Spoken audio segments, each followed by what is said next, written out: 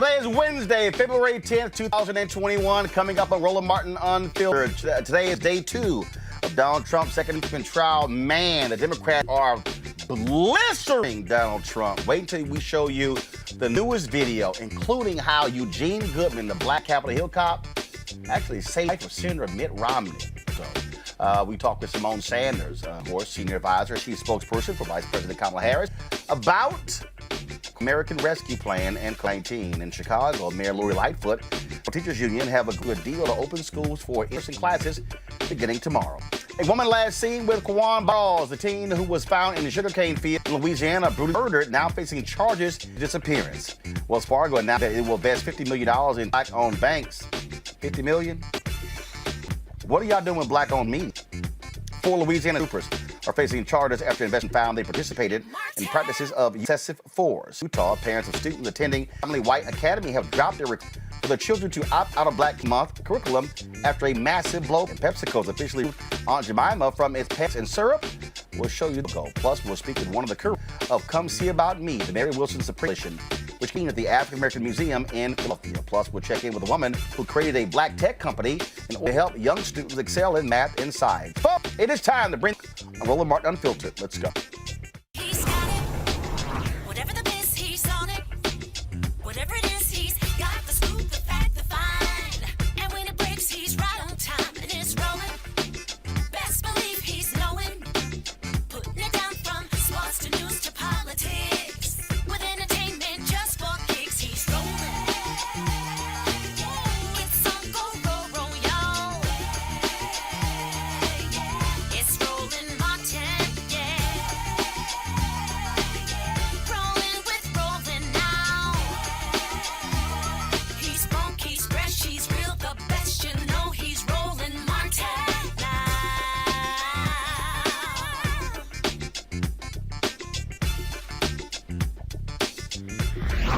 Martin! All right, folks. House impeachment managers argued today that former President Donald Trump began grooming his MAGA supporters months before the horrific events placed at the U.S. Capitol on January 6th. In their presentation, the managers used tweets and retweets where Trump was showing his cavalry that the election was stolen and the results were flipped.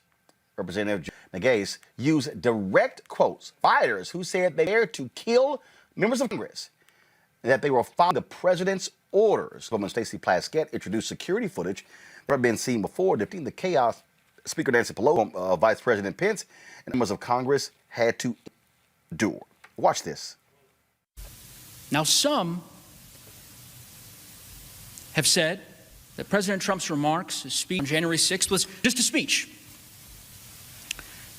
Well, let me ask you this. When in our history has a speech led thousands of people to storm our nation's capital with weapons, to scale the walls, break windows, kill a Capitol police officer? This was not just a speech. It didn't just happen. And as you evaluate the facts present to you, it will become clear exactly where that mob came from. Because here's the thing, President Trump's words, as you'll see on January 6th, in that speech, just like the mob's actions, were carefully chosen. Those words had a very specific meaning to that crowd. And how do we know this? Because in the weeks prior to, during, and after the election, he used the same words over and over and over again. You will hear over and over 3 things. You can see them on the screens. First, what lead manager Rask referred to, the big lie, that the election was stolen, full of fraud, rigged. You will hear over and over him using that lie to urge his supporters to never concede and stop the steal. It's the only way we can lose, in my opinion, is massive fraud. We all know what happened after that. He lost. He lost the election.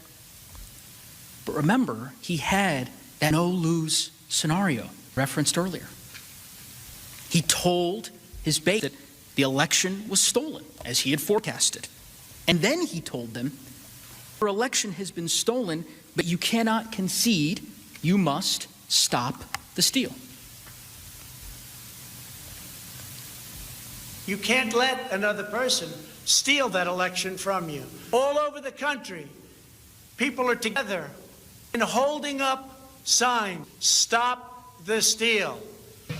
The Democrats are trying to steal the White House. You cannot let them. You just can't let them. Now, while he's inciting his supporters, he's also simultaneously doing everything possibly can to overturn the election.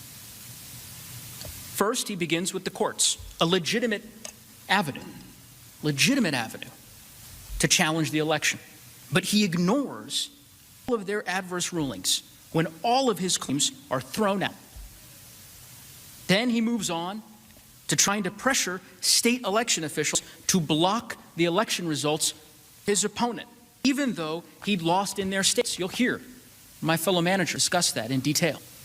Then he tries to threaten state election officials to actually change the votes, to make him the winner, even threatening criminal penalties if they refused. Here today do not want to see our election victory stolen. There's never been anything like this. It's a pure theft in American history. Everybody knows it. Make no mistake, this election was stolen from you, from me, and from the country. Now, of course, each of you heard those words before. So had the crowd. The president had spent months telling his supporters the election had been stolen, and he used this speech to incite them further, to inflame them, to stop the steal, to stop the certification of the election results. We will never give up. We will never concede. It doesn't happen. You don't concede when there's theft involved. And to use a favorite term that all of you people really came up with, we will stop the steal. We must stop the steal. Finally, the president used this speech as a call to arms. It was not rhetorical. Some of his supporters had been primed for this over many months. As you'll learn, days before his speech, his lead manager Raskin noted, there were vast reports across all major media outlets that thousands of people would be armed, that they'd be violent. You'll learn that Capitol Police and the FBI reported in the days leading up to the attack that thousands in the crowd were targeting the Capitol specifically, that they had arrested people with guns the night before the attack on weapons charges. And this is what our commander-in-chief said to the crowd in the face of those warnings right before they came here. We will not let them silence your voices. We're not going to let it happen. Not going to let it happen. But because they believed that they were following his orders, they said so.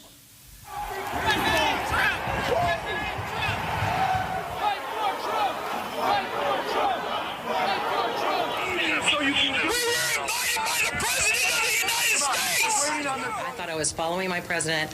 I thought I was following what we were called to do. President Trump requested that we be in D.C. on the 6th.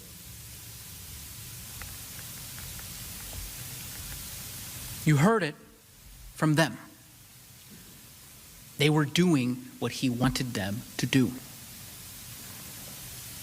They wouldn't have listened to you, to me, to the Vice President of the United States, who they were attacking. They didn't stop in the face of law enforcement, police officers fighting for their lives to stop them. They were following the president.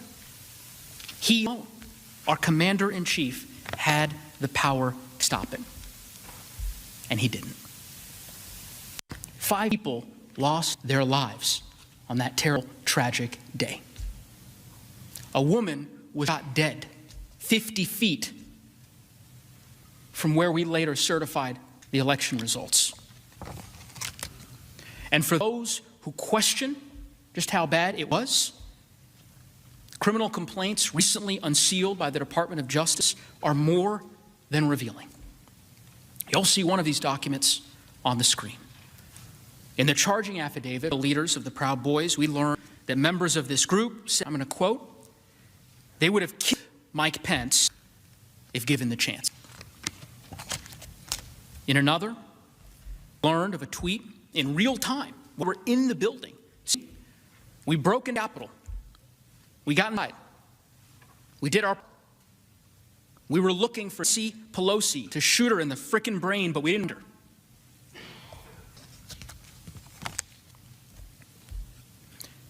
And for anyone who suggests otherwise, these defendants themselves have told you exactly why they were here. You'll see this in the trial. That in the halls of the Capitol, on social media, in news views, and in charging documents, they confirm they were following President's orders.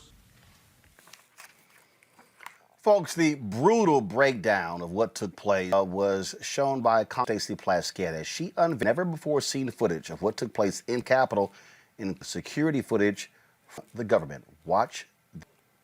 The video is from the west front of the Capitol on the Senate side, the side facing the White House. Watch the red dot, which moves up the lower steps of the Capitol, indicating the approximate location of the rioters as they surge past the police.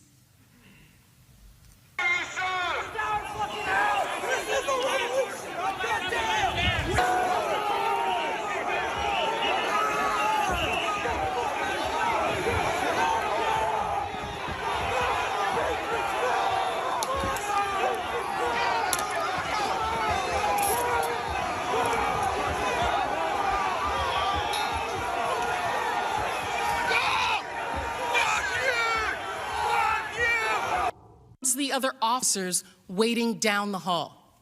The rioters seen carrying a baseball bat in video is the same one we saw moments ago breaching the window on the first floor. While all of this was going on, Vice President Pence was still in the room near the Senate chamber. It was not until 2:26 that he was evacuated to a secure location. This next security video shows that evacuation. His movements are depicted by the orange dot in our model. The red and blue dots represents the location where the mob and Officer Goodman were, and where Officer Goodman led the mob away from the chamber just moments ago.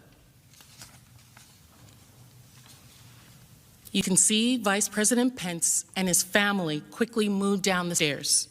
The Vice President turns around briefly as he's headed down. As Pence was being evacuated, rioters started to spread throughout the Capitol. Those inside helped other rioters break in through doors in several locations around this entire building. And the mob was looking for Vice President Pence because of his patriotism.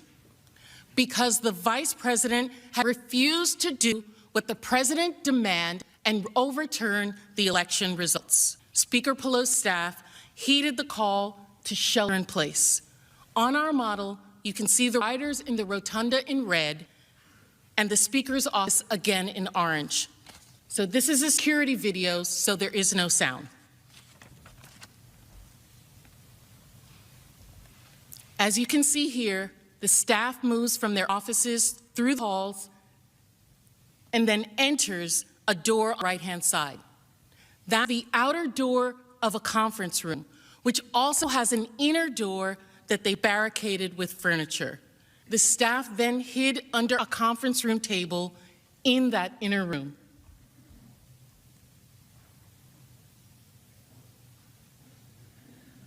This is the last staffer going in and then barricading themselves inside of the inner office. After just 7 minutes of them barricading themselves and the last staffer entering the door on the right, a group of rioters enter the hallway outside. And once inside, the rioters have free reign in the Speaker of the House's offices. In security video, pay attention to the door that we saw those staffers leading into and going into.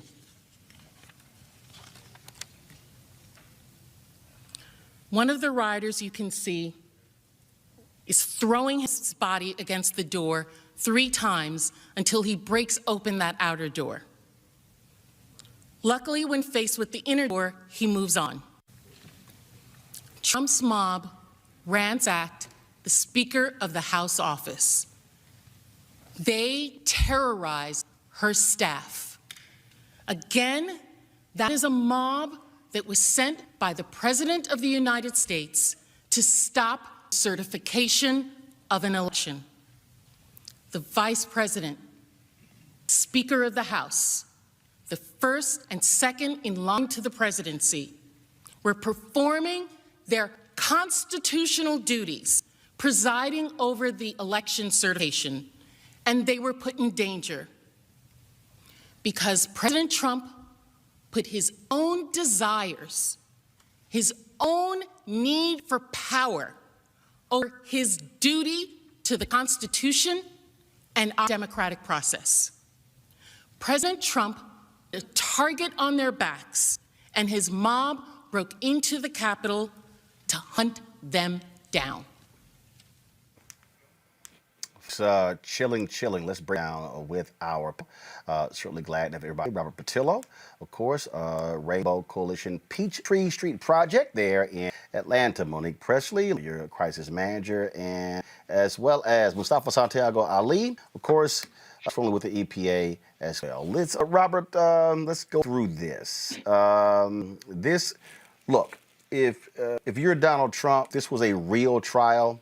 The jury could probably go in the room, take a seat, go to the bathroom, drink of water, come back, convict this fool 5 minutes, come out, give the decision, and be home in time to watch their favorite television show.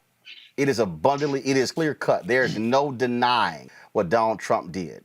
This exposes the shamefulness and how despicable the Republican Party is in that 54 senators. Senator Lindsey Graham has already said, he's called Trump and said, don't worry about it, it'll be cleared.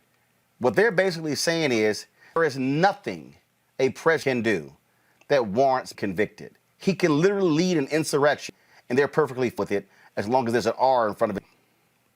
Well, you're right, and it opens up a very weird legal situation where the more evidence about I think I watched every single minute of the coverage today, and much like everyone else, I realized that this was far more significant than even the general public understood. Seeing how close those murderers were, the mob was to Senator Romney, getting into the chambers and so on and so forth. And so the question is for the president's defense team: do you agree to the impeachment in exchange for an immunity deal? And what I mean by that is, do you plead to these charges at this point? Because as a defense attorney, if I saw this mountain of evidence rolling before I even do my opening arguments, basically what the Senate is opening the door for is the District of Columbia or the Justice Department to prosecute President Trump in his individual capacity, as they're making this argument that he's an individual citizen, that he should not. The entire argument yesterday about the constitutionality of prosecuting a president. If your argument that he should not be subject to the Article 1 and 2 authority of Congress, then you're kicking it over to the court system, which opens it up Department of Justice and Merrick Garland as the Attorney General to prosecute using all this evidence that was used at this impeachment trial. And the penalties for a felony conviction on federal charges are far worse than the penalty for being convicted by the Senate. So I do have to wonder at this point, will the president's counsel inform him that things could be a lot worse? Fonnie Willis, the new district attorney here in Fulton County in Atlanta, is also opening up a criminal investigation to President Trump over the call that he made to the Secretary of State here. So there are many criminal charges that are coming down lines, and maybe it's time for Trump's team to pull that ejection seat button and figure out if they can make a deal to save him from jail. Forget about the whole not being able to run for office thing. At this point, he needs to be worried about spending the next 5 to 10 years behind bars. Bottom line, Mike, what the Democrats are methodically exposing. They are exposing the sheer insanity of Republicans to say, this is really no big deal. this is, for Tucker Carlson last night, this is just a waste of time. I mean, they are flippantly dismissing this. When you hear Congressman Swalwell say he walked it off, they were 58 steps away from where the rioters were. Mitt Romney, Eugene Goodman is saying, no, go this way. Romney was walking to these folks. To hear the audio of them saying, where's Nancy? Where's Pence? Them saying we're going to kill them. I mean, you're watching and listening to that and you're going, my God. Yes. Well, obviously, at one point, I think I just texted you and said, this is jarring. And that's all that I could say about it. And I've been around a while and I've seen lots of things. Well, let me get some things out first. Good job, brava, Speaker Pelosi, on once again assembling a dynamic, stellar, brilliant, prepared, experienced, learned team of lawyers, because these are some trial lawyers we're looking at who know what it means to try a case and try it to win. And you can tell they went deep into their reserves in order to spend the money, do the work, burn the midnight oil to take advantage of all of the forms of evidence that would make no sense for a trial of this sort. So, for instance, you can have all different kinds of evidence at a trial: real evidence, demonstrable evidence, demonstrative evidence. You can use technical skills for the evidence. Well, this is largely video, but video that in a regular trial would be considered demonstrative really here is real, meaning you feel it, you hear it, you can almost touch it. It's better than if they had the taser in the room that they circle and show the guy with his feet kicked up on Speaker Pelosi's desk. It's better than if we could see the metal bat actually in the Capitol as they're presenting the trial, because they're using graphics, they're using specially created digital examples in order to track what the insurgents were doing. And it is just very, very well done. I hope that people who are watching see this and understand the difference between what they're seeing now and that hot mess of a display that they saw from General Castor and his sidekick Sean yesterday, because that's not trial lawyering, and I don't know what any of that was even about. I don't have anything else to say about it. But what we're seeing is excellent. What they have to do now, though, is make sure that in all the excellence of it, we just don't know the horrors of what happened that day. Nobody can argue that. And especially after we've seen all of this evidence, forget about it. To stand and say it wasn't a big deal. And these jurors know full well what it was because they lived through it. But we got to go from there to connect the dots that make it such that former President Trump is responsible.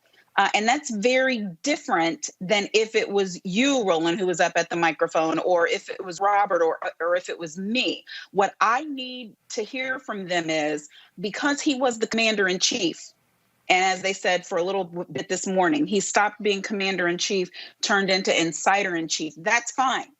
But he held the most powerful office in the land.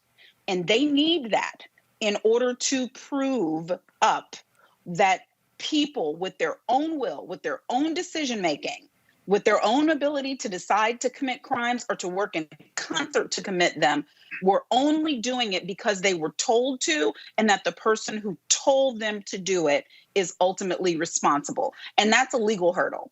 And that's a very different legal hurdle than if it was just, a normal citizen. So I hear what Robert is saying. I don't necessarily agree. I don't know why, as a prosecutor in D.C., I would give up my opportunity to try him. I don't know why I would do that negotiating, because if I bring forward my case and end up getting a settlement, he can't run for president anyway, because now he's a convicted felon. So no, I keep all my bites at this apple. No. He's going to stand trial, and he's going to stand trial, and then he's going to stand trial. He's just going to keep standing trial. Georgia, New York, D.C., you name it. And I think that's critically important, Mustafa, because he needs to pay. Every single legal effort, whether it is in New York by Tish James, whether it is the DA there in Georgia, every single one he needs to pay. And the people who were involved in this insurrection, they all go to prison.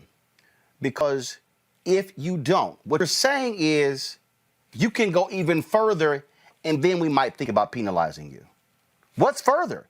Literally holding members of Congress hostage? That's literally what's next. That's the next step. And that's why these Republicans are so shameful. And I'm telling you right now, my position is very simple. If any Republican vote to acquit Donald Trump, they are basically dead to me. I don't want to hear anything from any of them on any topic. I'm not trying to unify with any of them.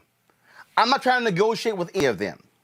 If members of the media had any guts, they would actually say, if you are a Republican and after this display, you vote to acquit him, you're not welcome on our Sunday morning shows. You're not going to be provided a platform. These people literally are saying, we will suck up to Donald Trump so much that we will let this man get away with this under the guise of, oh, we just think this is unconstitutional. He's a private citizen. This has just gone a little too far. I mean, yeah, it's most definitely gone far enough. Those folks, our Republican brothers and sisters who went through this and experienced it also, and that evening when they went back home, if they had family that was in the area or they got on the phone and called them, they have to remember that they literally almost lost their lives, that Donald Trump is willing to sacrifice anyone for his agenda. And he's been doing it throughout his 4 years that he was in office. You saw it time and time and time again. And he realized that he was a Pied Piper, that he could create chaos in situations when he wanted to deflect or when he wanted folks to do something, that he could, create pain, could create death. And we saw death both in this instance, but we've seen death throughout the coronavirus and many other actions that he's done. So folks have to add this up, the totality of this, and I understand they have to stay focused on the set of charges that are in front of them. But if someone is willing to sacrifice you just so they think that they could get a shot at being continue to be the president, even though all of the cases, 61 cases, I believe, and they lost 60 of the 61 cases that, all the respective judges said, there is no, foul play that's going on in relationship to voting. These folks were really willing to take your life because of what he said. So if you're willing to sign off on that, then, not only are you failing that oath that you took, you're failing your family. You're failing many of the communities where you come from as well. So he has to be convicted, because if he doesn't, it says something about our democracy and our country.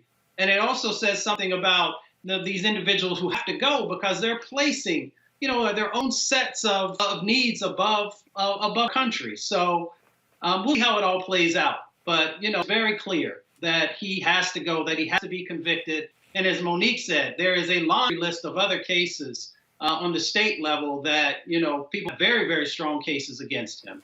And part of the problem here is unlike other impeachment hearings, now it's sort of like, yeah, we'll cover some of it, not all of it. It's being covered some on cable news right now. Go live to the United States Senate, right, to get a peek of what is being discussed by impeachment managers. Picked up your phone and tried to reach somebody at the White House to ask for help. This wasn't partisan politics. These were Americans from all sides trying to force our commander-in-chief to protect and defend our country. He was required to do that. Now, the extent of how many people tried to reach the president to get him to act is not known. But what is clear, what we know without any doubt, is that from the very beginning, the people around Donald Trump lobbied him to take command. What's also clear is what Donald Trump, our commander-in-chief, did in those initial hours to protect us. Nothing.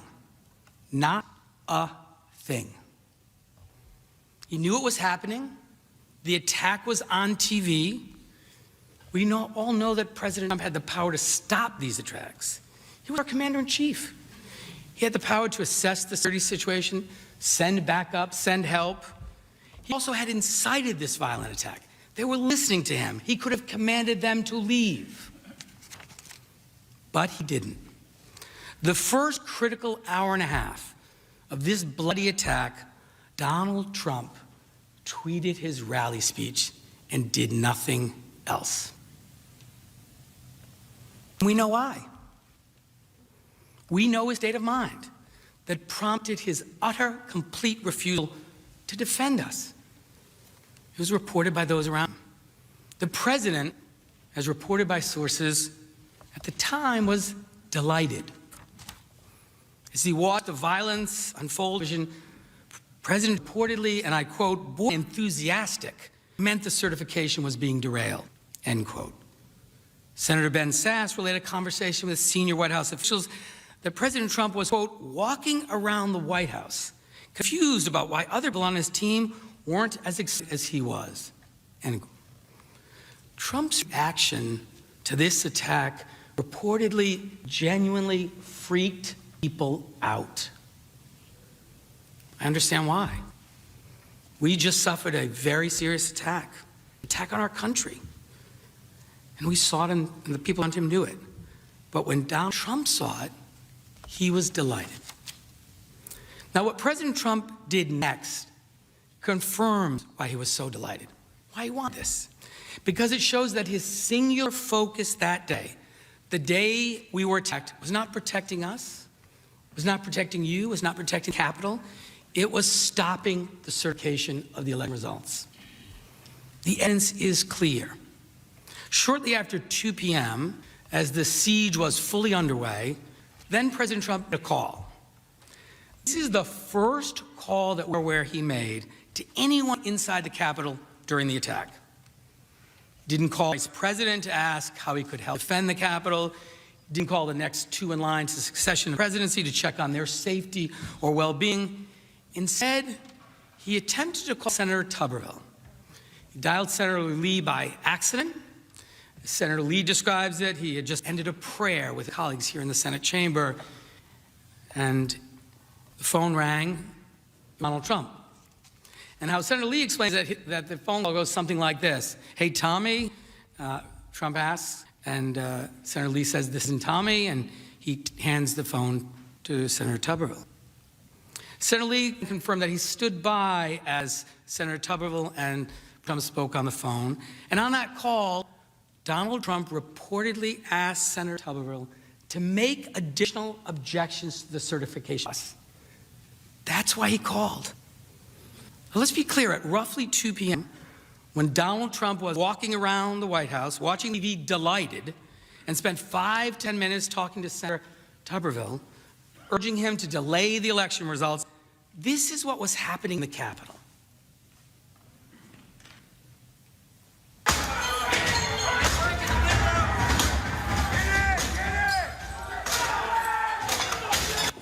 We'll pause. Protesters are in the building. Thank you.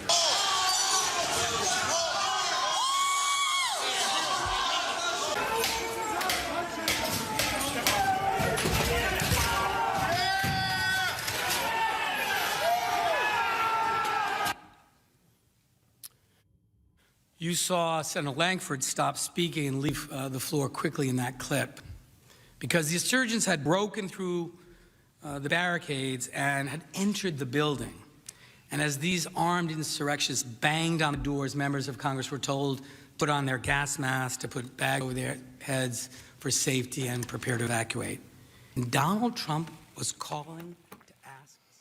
This is why this is critical right here. And this is a strange, not real trial, Monique. You see him standing there saying Donald Trump called Tommy Tuberville, who's sitting his ass in the chamber. If this was a trial, you would say, we have a witness. They showed the tweets from the story from Kevin McCarthy. They would have said, we have Kevin McCarthy as a witness. Republicans yelled, oh, if you dare call witnesses, we're going to call our own. We're going to call Vice President Kamala Harris. We're going to call, which was also stupid. But imagine a person who's sitting there who can confirm, yes, he called me and didn't want to talk about what was happening. He wanted me to further delay it. Literally sitting there, he's one of the jurors. So a witness is one of the jurors. Well, no. Every juror is a witness. Right. All the lawyers are witnesses. Right, but specifically, the argument he's laying out, Trump calls Tuberville, and Tuberville is sitting right there.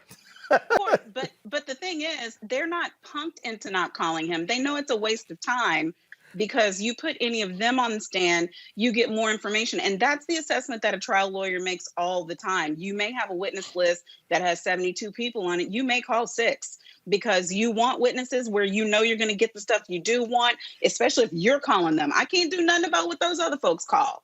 I got a cross-examination waiting for him. I'll do the best I can. I'll object during direct. But when it's my witness, I'm responsible if I call a witness and they get up there and act a plumb fool. And you are guaranteed that as a House manager, if you call a GOP senator as a witness, you're going to get mouthfuls of things you don't want for every one little bite of what you do. So this is much more effective.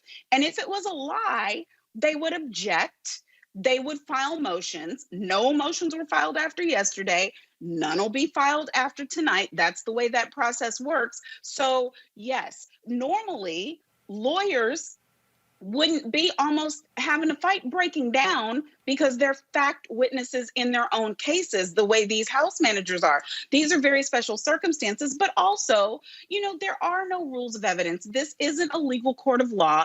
That's why it's important that they can make their decisions based on what they hear, whether it follows the federal rules of evidence or not. It's not required. Whether it's a criminal violation or not, it's not required. They can vote. They can vote their conscience. And that's the other thing that I want to say. All these constitutional arguments that the Republican senators are putting up, I just don't believe we should be here. I don't believe that this is constitutional to have an impeachment trial when a president is no longer in office. Boo. That ship sailed yesterday with a vote. Your obligation now is to be a trier of fact, to listen to the evidence and to decide based on the evidence. If former President Trump was wrongfully voted against and shouldn't be taken to trial, he has vehicles in order to object to that. Got it. He has a way of recourse. Robert, so they got to listen to these facts and vote. Robert, go ahead. Well, and particularly to Monique's point, let's realize that some of these congressmen and senators are victims in the case. Some are victims and witnesses. Some of them are accomplices who are there also, like Ted Cruz and Joe Hawley. And so, of course, this process is not going to be fair. Of course, the process is not going to be judicial. There are no federal rules of evidence, all those sorts of things. But circling back, I do think that the House Democrat, or what the House Democrats are doing, what the managers are doing, are putting alley-oop up there to every single prosecutor in this country that may need evidence. They're showing them that if there's some MAGA supporters in their hometown who are at the Capitol, here is all the evidence you need to prosecute them, and particularly for President Trump, they're letting him know that, look, the Southern of New York will be coming after you. The Department of Justice will be coming after you. Fulton County will be coming after you. More likely, there will be additional jurisdictions when we find out what other states, Donald made those sorts of phone calls, will be coming after you. I think at this point, it's a fait accompli that regardless of what the GOP vote is on this, all we're doing is putting on record how many United States senators would put the president above themselves, above the Constitution, above this country, above rule of law. And so it's going to be very difficult for those people. If we aren't seeing 44 or 45 primary challengers and then general election challengers coming up in the next couple of years in these Senate elections, I'll be very surprised because these senators are now on record and they'll either be challenged from the far right, from the Trump wing of the party, or they'll get a Democratic senator who will be so appalled by the way that they've conducted themselves that they'll have every reason against them. But Robert, what are their constituents saying? Easy. They're saying, yay, Trump, yay. Well, no, but I guess that's my point. I believe that senators in a situation like this, they've been elected, and so now they vote their conscience, right?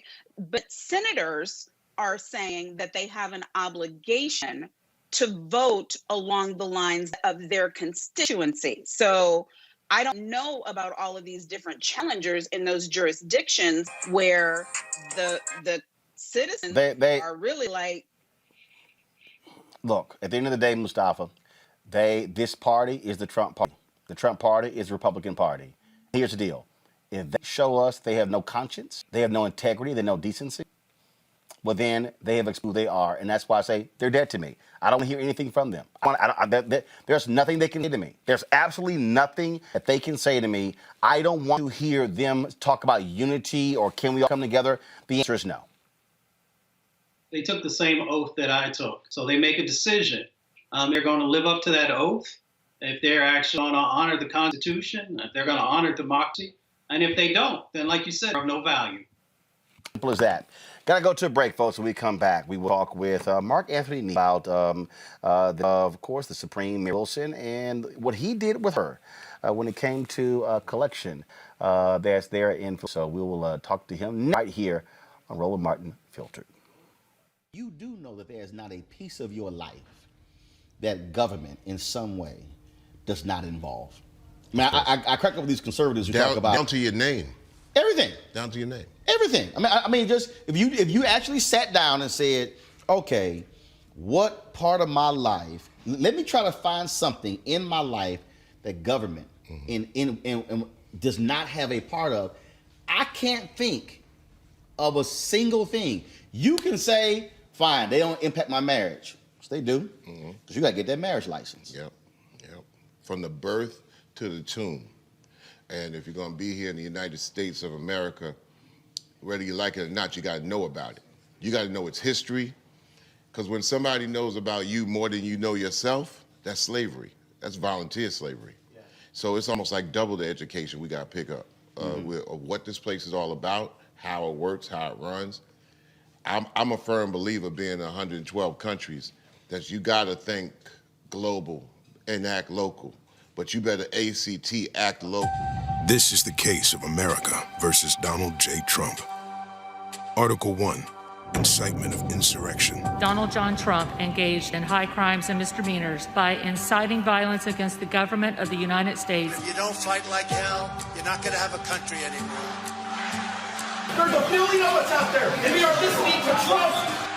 Non-stop lies regarding election fraud the courts proved was non-existent. All I want to do is this. I just want to find 11,780 votes. The evidence is all there for the world, G. This is not a vote of conscience. It's a vote for truth. Where do you stand, senators? With Trump? With the truth? The Lincoln Project is responsible for the content of this advertising. What's up, y'all? I'm Will Packer. Hello, I'm Bishop T.D.J. What up, Lana Well, and you are watching Roland Martin Unfiltered.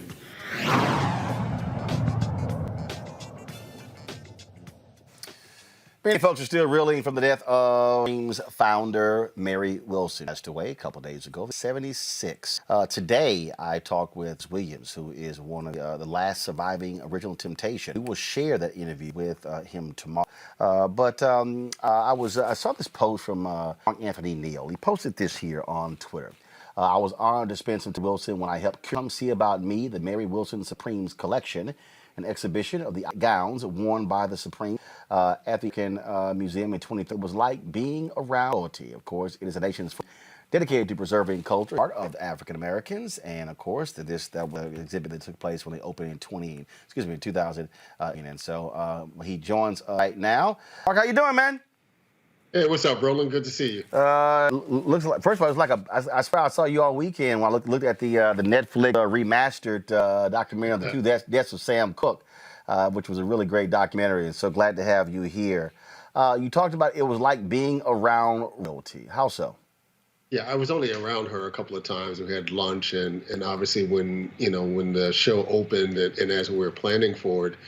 But, this is the thing, the Supremes represented royalty to Black America for such a long time. And many folks will think of Diana Ross as being the essence of the Supremes. But it's really Mary Wilson, right? Because she was there when they were first the Primettes back in Detroit and the Brewster Douglas houses, back in 1958. And she was with the group until the group ended in 1978, right? So she was always there. And, she really embodied the message that, folks could come up in the world. They could make a person into themselves. They could create an identity. And she did that for the longest time. And it was representative of this idea of Black glamour. And it was really Mary Wilson who understood the value of these Bob Mackie dresses that had been designed by the Supremes in the 1960s, many of them iconic. And she understood the value of them and began to think of a way to take them around the country so other folks could see those gowns. And I was fortunate that Patricia Wilson Aiden, asked me to come in and help curate the gowns back in 2013. And it was a marvelous show and marvelous exhibit. And really a great opportunity to see the greatness of the Supremes. Also, I think, let's just, if B.B. King was the caretaker of the blues, and since the worldwide ambassador, the reason we still celebrate and pay such homage to the Supremes is because of Mary Wilson. I mean, when Diana Ross leaves, Flo Ballard dies, and sure you had Sidney Birdsong, but it was Mary Wilson who kept that thing alive. Then when the book came out, then she kept talking about them, making appearances. I mean, she was the caretaker of the legacy of the Supremes. Oh, there's no question about that. That she was the person that really carried the bloodstained banner for what the Supremes represented and why they were important to American society. I mean, first, you think about her own memoir, but as recently as 2 years ago, she did a book that basically cataloged these wonderful gowns that they traveled around with and did these concerts, met with the Queen Mother back in 1968 in London. It was an amazing story for them to come up in the world the way that they did. And, Diana Ross left the Supremes in 1969, 1970, and she created her own legacy. But it was really Mary Wilson's job, really after Florence Ballard left the group and then, of course, died in 1976. It was her job to keep up that legacy. And I think that, I think that's really important because, look, historic acts can very easily get thrown into the dustbin. They can pretty much just get ignored, and then we sort of move on. And I mean, if you look at the Temptations, the reality is with Otis Williams still being one of the original Temptations, carrying forth that legacy. So when you still see them performing, still hear them, you still have a tie to that group because he was. He is still living and he is still active, involved. We'll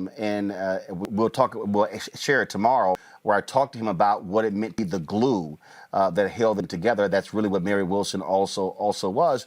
And the reason that's also important because Black culture often gets overtaken by white culture. Someone sent me an item. Someone sent me an item the other day, and this is a perfect example. Since I'm gonna tie Mary Wilson in with Sam Cooke, you might get a kick out of this, Mark. Let me find the text someone sent me. Variety posted a story that said, "For Black people, Sam Cooke's "A Change Has Come" was the Imagine of its time and today." A Change Is Gonna Come came out in '64. Imagine came out in '71. Maybe Imagine is the A Change is Gonna Come. You see, you saw how that. It's the same thing with Questlove's new movie, that folks want to describe as the Black Woodstock. But, what they did in that park in Harlem in 1969 actually occurred 6 weeks before Woodstock. If anything, Woodstock was a version of the Harlem Cultural Festival. Well, that's why for me, it's like folks say, Josh Gibson's the Black Babe Ruth. No, he actually was he was before. See, and that's what I just think that part of our responsibility, to me, as the caretakers of our history, and as Black journalists, as Black professors, as Black lawyers and doctors and Black environmentalists, or whatever, is not allow Blackness to somehow be diminished and become second to whiteness. We said, no, we were the originators of that. Y'all then followed. We ain't about to follow y'all.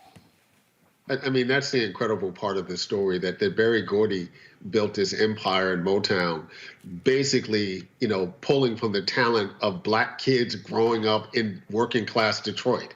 I mean, again, the Supremes at one time or the other, all three of those original Supremes lived in the Brewster Douglass houses. That was the first federally funded housing project in the United States. You go back to 1930s and you see Eleanor Roosevelt cutting the ribbons to it. It was synonymous for what housing projects look like. And the fact that they would come out of that, and you got the Temptations coming out of that same space, Marvin Gaye later, the fact that they became quintessentially not only Black culture, but what we think of as the best of American musical culture in the 1960s, right? There's no Beyonce and Destiny's Child without the Supremes. Supremes were the first female group to have 6 straight #1 records, to have a #1 album.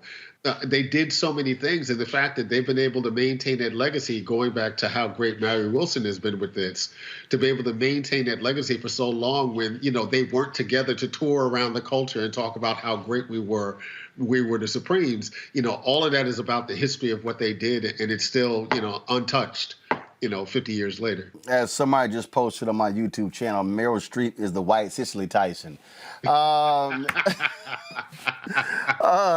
was Abasaki. That was a good right there.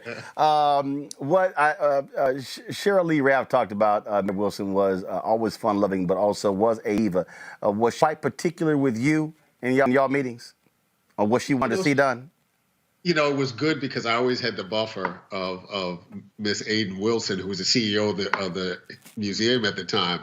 But, I knew not to cross any lines, right? I'm sitting there with Mary Wilson, right? I know where my place is. Yes, Miss Wilson, what do you need? Yes, Miss Wilson, we'll try to make sure that gets done. When you have folks of that stature, you just try not to mess it up, right? You want to represent them in the best way that they can be represented. All right, Mark Anthony Neal, we certainly appreciate you sharing your thoughts about the passing of the legend, Mary Wilson. Thank you. Appreciate it. Again, folks, tomorrow, we want y'all to tune in to Roland Martin Unfiltered. I will have my interview with Otis, the last survivor of Original Temptation. The audio interview that we did, but you don't miss it. He shares some great things about growing up down from his longtime friend, Mary Wilson, talks about the Motown days. And remember in the movie The Temptations, when David Ruffin character said, Otis, ain't nobody buying tickets to see you? Did that actually happen in real life? Otis, give us the scoop. All right, here on Roland Martin Unfiltered. Going to a break, and we come back. We'll about this strange case in Louisiana. Young black found dead. For the longest, the cops had not. This white woman and her son, who they suspect some involvement, she now has been arrested. We'll also hear from Sanders, who will talk about American Recovery Act and what it means for African Americans. That is next. Roland Martin Unfiltered. The U.S. uses more than half the world's healthcare resources, but we're ranked 43rd in the world for life expectancy. How did we get here? The political determinants of health include how we structure relationships, how we distribute resources, and how we administer power. What does this look like at the individual level? Take Jessica, for example. Jessica's 19. Her dad relies on mental health and substance use programs, but when these programs get cut, he becomes too difficult to live with. She leaves home. The neighborhood Jessica can afford has no grocery stores, limited public transit, and limited health care. To save money, policymakers change the water source to a more polluted river. Jessica has a minimum wage job with no health insurance at a convenience store that offers free snacks while she works, which she takes advantage of because they're free. When Jessica becomes pregnant, she can't get health insurance because pregnancy is a pre-existing condition. And she doesn't realize that the salty, fatty snacks that she eats at work are bad for her baby. Jessica gets a ride to the closest clinic for a prenatal appointment, but the doctor is rushed and rude to her. She doesn't go back. Jessica develops pre-eclampsia and almost dies her son's premature birth. He's born with cognitive defects because of poor diet, contaminated resource, and lack of access to prenatal care. As he grows up, Jessica learns that her school district doesn't have the resources to accommodate her son's special needs. He drops out after 8th grade and will repeat the cycle of poverty. Through Jessica's story, we begin to see how social determinants, environmental determinants, healthcare determinants, and behavioral health determinants take their toll on our lives. And Jessica's story shows us how political determinants supersede personal responsibility. Equity in our policies is a process and an outcome. Change comes when we can identify political champions at all levels and figure out how our most issues align with their policies. For more actionable solutions to close the health gap, read The Political Determinants of Health by Daniel E. Dawes. I'm Bill Duke. This is Diala Riddle, and you're watching Roland Martin, Unfiltered. Stay woke.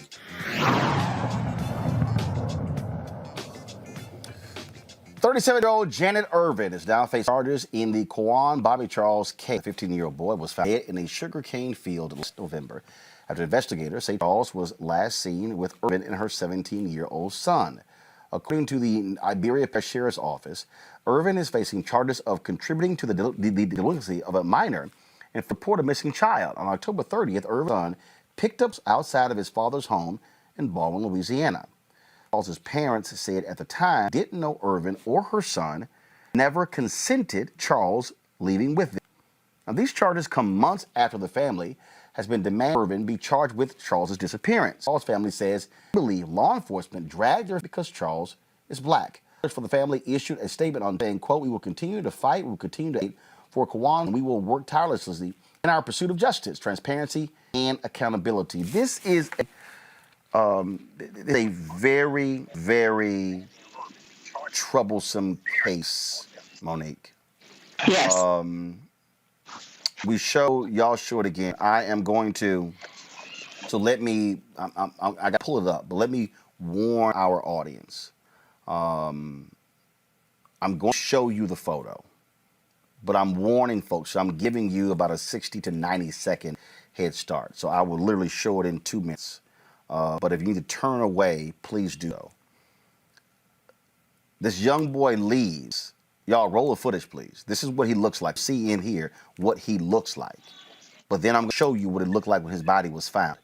And it never ended up in this case. My problem here is when the cops, initially when they got the call, their position was, oh, he's probably at a football game. Based on nothing, like nothing, then all of a sudden, it was different when his body was found. So she has not been charged with murder, but this is at least a start, Monique. Yeah, they're still not there though yet. This one is sinister, and I don't know. I always my gut told me the family knew more than they were saying, but law enforcement to me is complicit in this. And I just have had a feeling from the very beginning that a small circle of people knew exactly what happened, and that some of them were in power and were not saying. That was that is certainly the case. I believe Robert as well, because it made no sense whatsoever.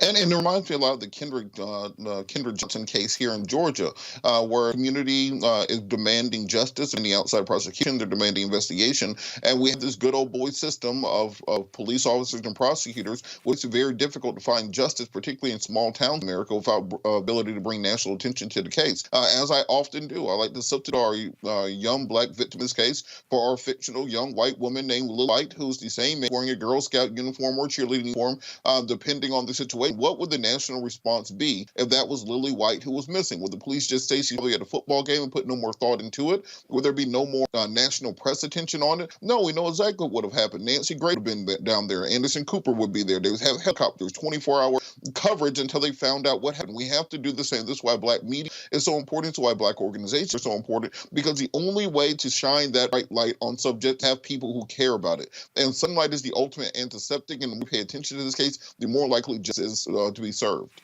And again, when we talk about Mustafa, what is so strange about this, and again, so folks, this is the warning, so please turn away if you like.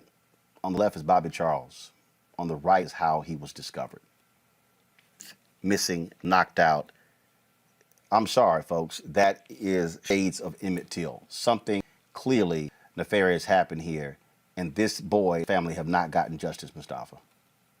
I thought of Emmett Till. This just speaks to the disparities that we have in relationship with law enforcement. Everybody watches the first 48, and they understand if folks don't get real folks real quick, that you're likely not going to find whoever we think may have been murdered or assaulted. And we also know that when they said it themselves, when it comes to black boys, he probably at a football game, instead of assuming that he had been, taken away and getting the work done very quickly. So you got the two dynamics that are going on. You have this dehumanization of black boys and black girls and how they're viewed. And then you also got the that go on with law enforcement where there are some who don't take their job as serious when it comes to black and brown bodies and getting engaged and putting the resources of their respective departments behind the search. Again, so folks, we're going to keep updating you. We did reach out to the family attorney. Folks were under the weather, so we'll try to get them on as soon as we can. Let's stay in Louisiana, where on Monday, the Louisiana police arrested 4 state troopers accused of using excessive force, deactivating their body-worn cameras, and making false statements about 2 arrests in 2019 and 2020. A month-long investigation found 3 of the 4 troopers arrested on Monday include 26-year-old Harper, 28 Coda DeMoss, and 30-year-old Jacob Brown.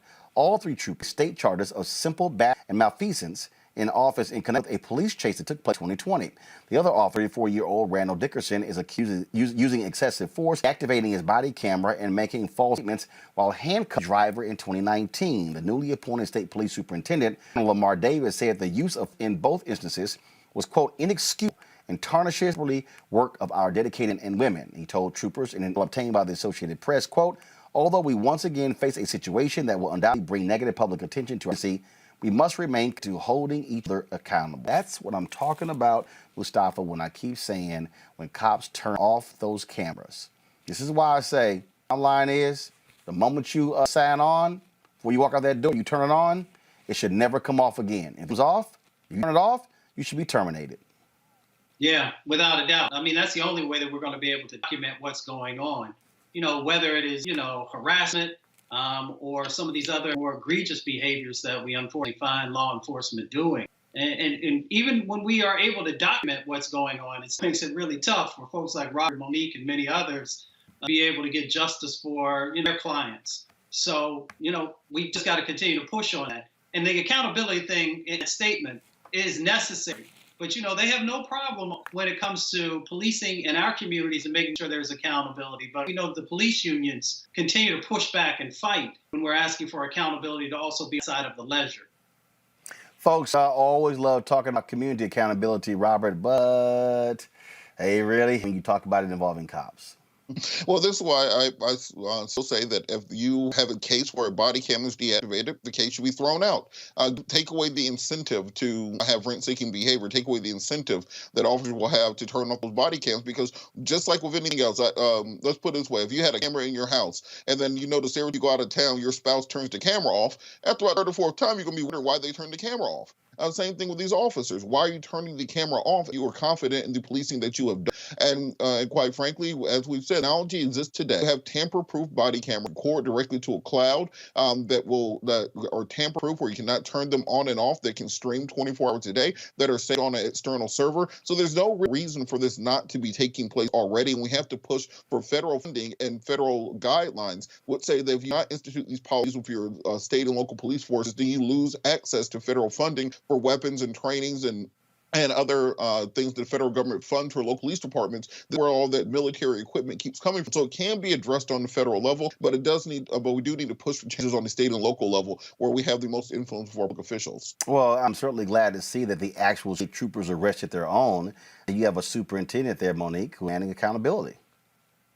Absolutely. That to me is the headline for this story, that we've got a department that knows this is going to bring a negative press. We're in it, and it should, because these are the things that need to be reported.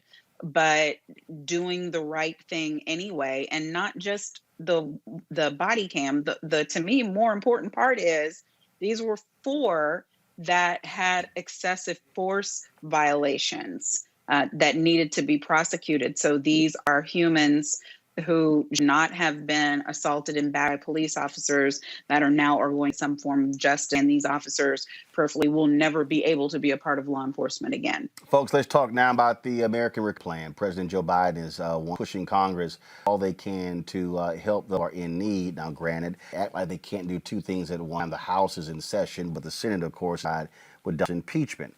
Had a conversation with Roland Sanders, who works with Vice Kamala Harris's office, about what this means for African Americans.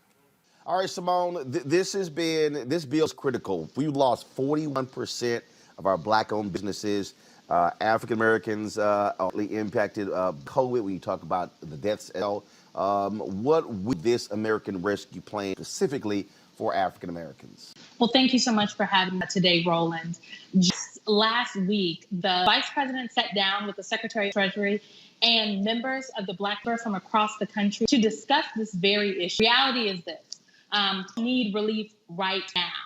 Black businesses all across this country can't afford to wait. So this American Rescue Plan is really a relief package, a survival plan for businesses across this country. November to December, 82,000 Black women moved out of the workforce. 8,000 Black women.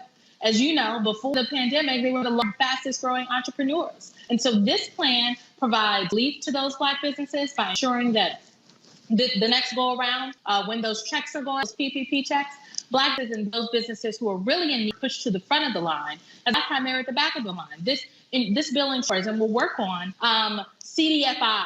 I know for some folks sounds like some complicated term, but it means a lot to Black businesses and small businesses across the board. Something that Secretary Yellen and the Vice President will be working together on. I could go on, Roland, but the reality is this: that we know that in businesses across the country, communities across the country have all been by COVID, but we know the effect is not equal. We know Black businesses, the African American community, community of color have been disproportionately affected by this pandemic, by this virus, both the economic crisis and the public health crisis. And the American Rescue Plan is a plan that seeks to provide some relief for this crisis. Obviously, one of the issues that is significant is the $15 an hour living wage. And there's been lots of back and forth on that. Then, folks are also talking about means testing when it comes to the stimulus checks as well, the assist there. And so folks keep saying, are Democrats going to do what is necessary to thwart Republican efforts to stymie this and get this done? Well, Roland, I can tell you that the president has been extremely clear about where he stands, both the $15 minimum wage and getting relief to families via these relief, as we're calling them, those payments to families. When it comes to the minimum wage, the president believes there's something that we have to do and that we have to work with Congress to do, which is why minimum wage, raising the minimum wage was in the plan we sent to the Hill, was in that original package for the American Rescue Plan. When it comes to these relief payments, direct checks, the president and vice president believe that we have to finish the job on the $2,000.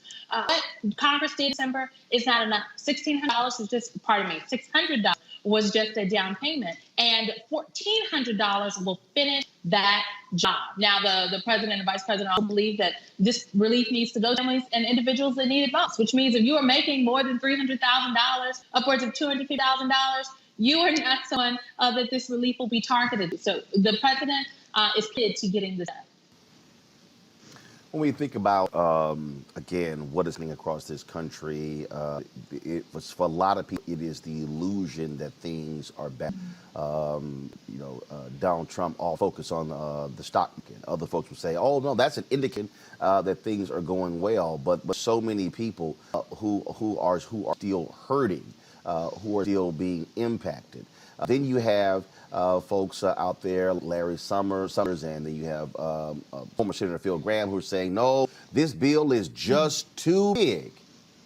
How does the White House respond to this notion that this bill is simply too big and it could hurt the economy? Roland, the reality is that 11 million people have worked. 15 million folks are struggling to pay their rent. They're behind on their rental payments. 12 million children are struggling with food insecurity. Folks are standing in food lines right now. The question on the table isn't, can we do too much? The question on the table is, can we afford to do too little? And President Biden and Vice President Harris believe that we can't do too little. We have to ensure the relief that is handed down to family communities across this country is sufficient. And that is exactly what the American Rescue Plan does. You know, the president didn't design this package with a number in mind. He designed it with the need of the American people in mind. So we believe that this package matches the scale of relief that is needed. We also believe that we need recovery, which is why in a few weeks' time, the president will lay out a plan for recovery of the American people, for jobs. But first, we have to do relief. And so that is what the American Rescue Plan does. And the president, vice president are currently working with Congress to get this passed and get that to the American people that greatly need in this urgent time. Obviously, President Biden is going to be addressing Congress in a couple weeks. And so when you talk about that longer plan, I mean, this really is what is immediate and short term. And that next phase is critically important. One of the things that I have been really locked and loaded on and focused on my show has also been to ensure that African Americans are able to access the billions being spent annually by the federal government. A study was done a couple of years ago showing when it comes to media advertising in the government, $5 billion spent over 5 years. Black media is $51 million. When we see what's happened in the Department of Defense when it comes to contracts as well. And so when you talk about that long-term plan as well, will that also include massive changes to the federal government to say, wait a minute, here's the federal government spending these billions of dollars. How do we ensure African Americans are getting 10, 15% of these contracts? Because that also speaks to when you were able to fund black businesses. They're hiring African Americans. They have children. They have other family members. And so it's also building up black businesses and building up black wealth through accessing the federal government. Right now, we've been cut off in a huge way. So, Roland, this is something, this question of equity, that's what I hear you talking about, equity as it relates to the federal government, really the entire administration's approach. And this is something that is of keen importance to the president and the vice president. So important, in fact, that the president signed an executive order on this very issue, instituting a whole government approach to addressing racial equity. A crisis of racial justice is one of the key 4 crises that the president and vice president, in advance of being sworn, laid out throughout the general election campaign and all throughout the transition. And when we talk about racial injustice, oftentimes people go directly to criminal justice reform. While that is just a part of it, there is something here, another piece. We talk about economic injustice, and if the president were sitting here now, he would tell you that if we only address criminal justice reform, we are only addressing part of the issue. We have to address the economic qualities as well. And so this whole of government approach the president signed his directive on is really saying that, look, it's not one person or one department or one agency to ensure that the administration is conducting itself in an equitable way across the board. It is on all of us. And so this approach will really be, this work will be anchored in the Domestic Policy Council, led by Ambassador Susan Rice, who is battle-tested, crisis-tested, and the president and vice president couldn't think of a person to take this issue and effort on. So yes, contracting, procurement, as you mentioned, will be part of that effort, and we'll hopefully have some more on this very soon to share and read out. All right, and Simone Sanders, appreciate it. Thanks a bunch. Look to having you back, and can't wait. We can also get a chance to sit at with the vice president and the president about critically important issues for African Americans. Absolutely noted, Roland. We will see you soon. Thanks a bunch. Yeah, y'all see, I'm going to go ahead and get that recording while we there. Let's go back to our panel here. Mustafa, I want to start with you. We talk about that whole issue of race equity. The thing, I always get a kick out of these people, these wannabes out here who don't know nothing about the law.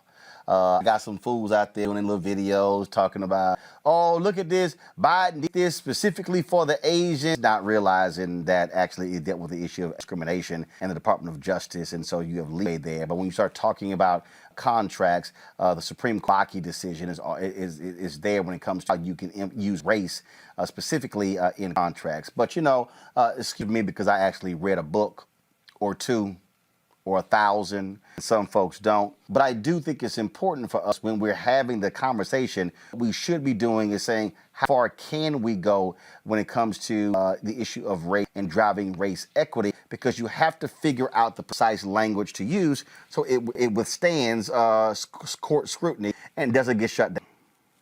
Yeah, and if we don't do that, we're going to lose out on literally billions of dollars that could be going inside of our communities. First of all, let me just say that I appreciate the Biden administration is currently going with a number of the various policies and orders that they put out there. But I also want them, I've shared with who I work with that, equity and justice, similarities, but there are also some differences there, and making sure that we are also addressing the past egregious actions that happened that have actually disinvested and removed wealth from our communities. So I appreciate, that they're focusing on Black businesses in general. But we also got to understand that as we are getting these funds now in place for what's happening in this moment, there are a whole lot of folks who have lost businesses that we have to also address that to make sure that, we can help to make them whole. When we're talking about $15 an hour and the fight that's going on with that, which is ridiculous, because we're talking about $32,000, a little less than $30,000 a year. There are a number of other dynamics that go, even if we can get folks to that $15 an hour. So we're going to push and fight to hopefully be able to make that happen. It should happen inside of this relief bill, because I'm feeling that if we take it to Capitol Hill, we run into some real challenges there. But you raised an important part, Roland, is that this huge amount of money, we've always had a difficult time in getting a fair share of the percentages, and some of the cases that were there before created, some of the challenges. But we now have $2 trillion that's a part of the climate economy, and 40% of that is supposed to go to communities of color. The question is, how do we help people to get prepared to be able to fully compete for those dollars, and then also build the necessary criteria, and so that, as many people have said, that they get a chance to move to the front of the line, especially since coming from communities that have been disinvested in. So that's the, that dance that we have to do, but a whole lot of people are going to have to stay engaged. You're going to have to work with people who understand policy and who understand how we can build the right criteria in there so that folks actually have a fair shake in many of these dollars that are coming. Because if you don't, there are others who already position themselves to get these resources. And if you understand the federal government and down to the state works, if you hit bottlenecks, then folks will redirect those dollars to places of least resistance, if you will. So we've got to make sure we really understand this game and that we are being educated and getting activated so you get those resources.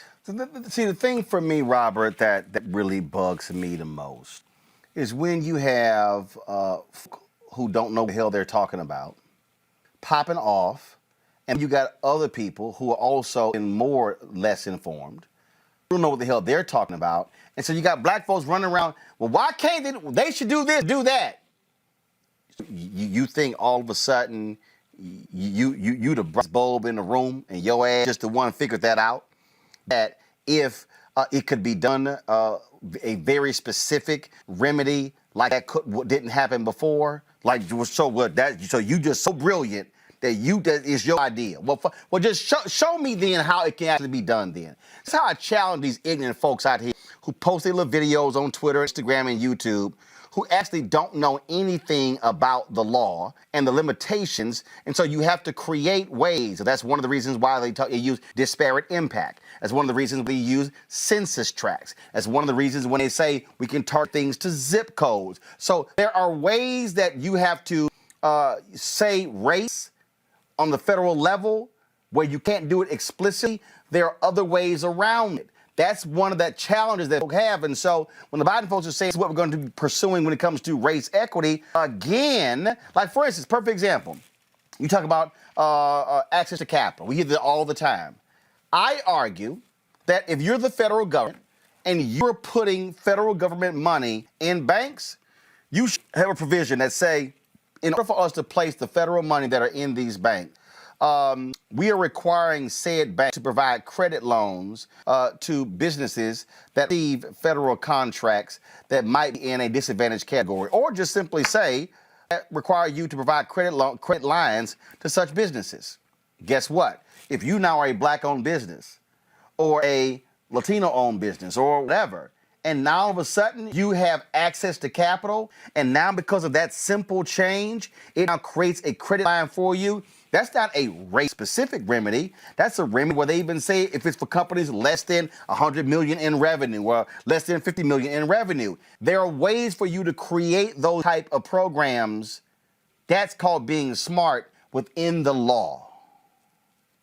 Well, you're absolutely correct, and let's understand why it's so important to be able to draft legislation properly. Much of the legislation came out of the 1960s and 70s that was meant to address to ameliorate issues of racial disparities. Because of the way the laws were drafted, ended up having other communities besides African Americans. One of the biggest beneficiaries of Title IX, for example, was it being white women. One of the biggest beneficiaries of affirmative action programs who were meant to integrate many of the Ivy League schools, for example, ended up being Asian Americans who vastly outpaced African Americans in those schools. So when we talk about having these race-specific programs, we have to make sure that it's drafted properly so that it properly addresses the needs of the community. And also, as you said, that it doesn't get struck down by the court. If we look at the holding, and when the Supreme Court struck down Section 4 of the Voting Rights Act, one of the issues they brought up was the fact that the act still using criteria set out in 1965 to address voting laws and voting issues in 2014. So we have to have legislation which is drafted, which is nimble enough, and that addresses all things, not just to maintain constitutional scrutiny now, but to affect the community that needs to be affected. One more thing in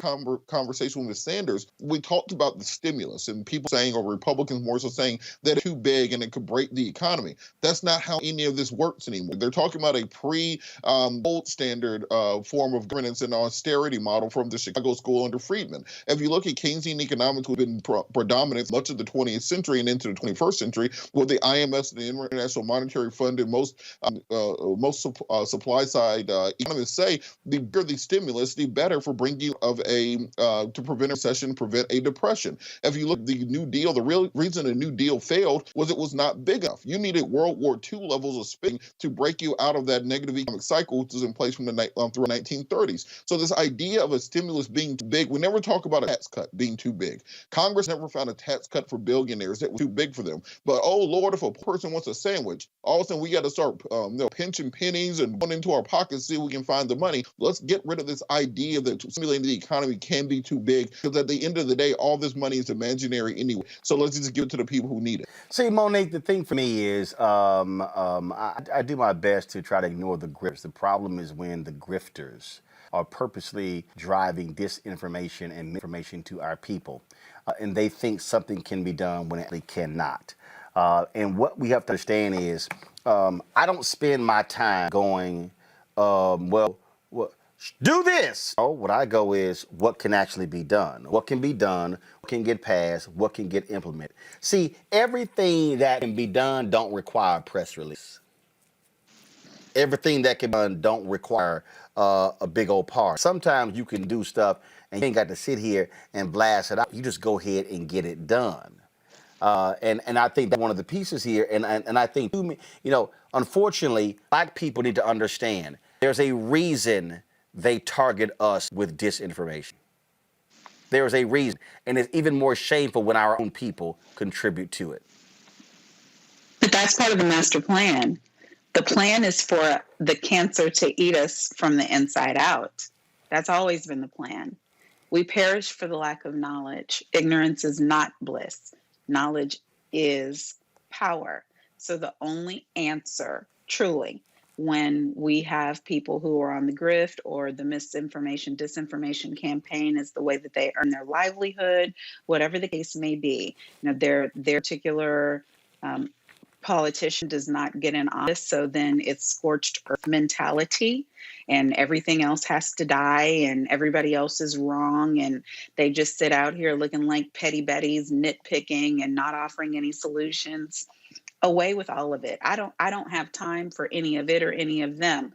The best resource to me is us, in that we have the power to provide real-time, accurate information, tools, tips, ways of doing things so that our people can advance. So when you have interviews like the one you had with the lovely Simone Sanders tonight, hey, Simone, woo! Really? Yeah. Really? You knew it was coming.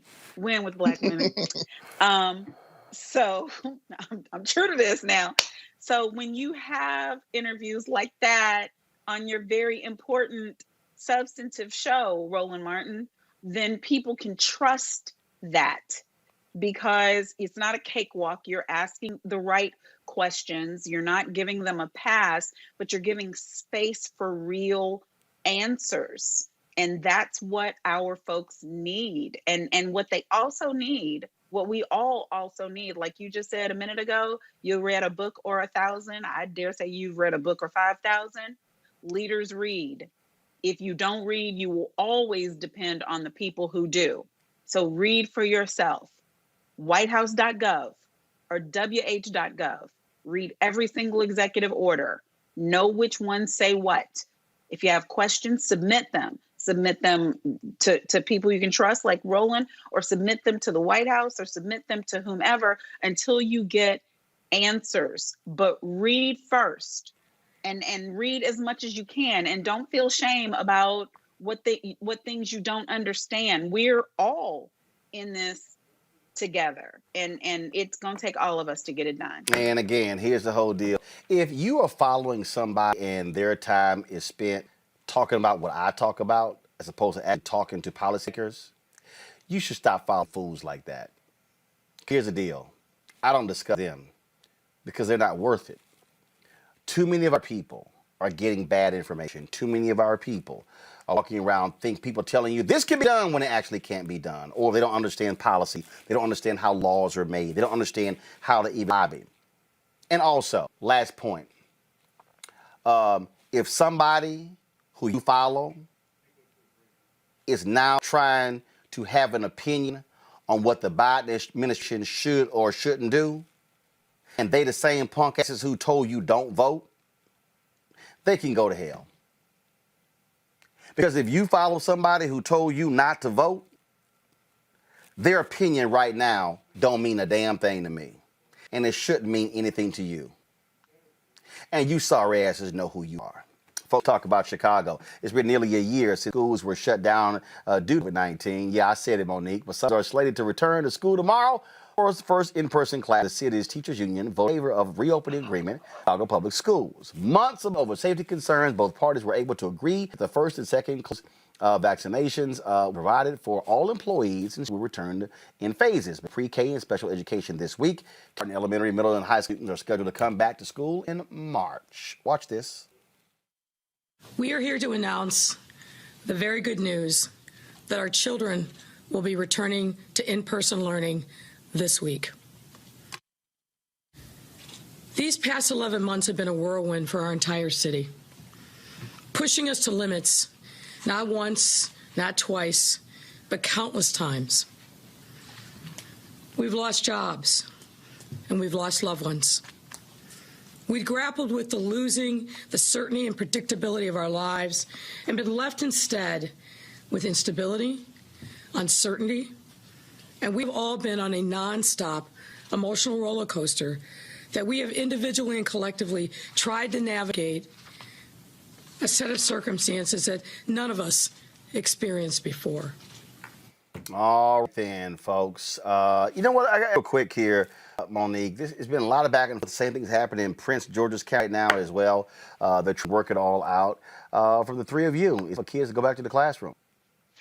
Ooh, I got an email from one of the schools for three children, three different schools.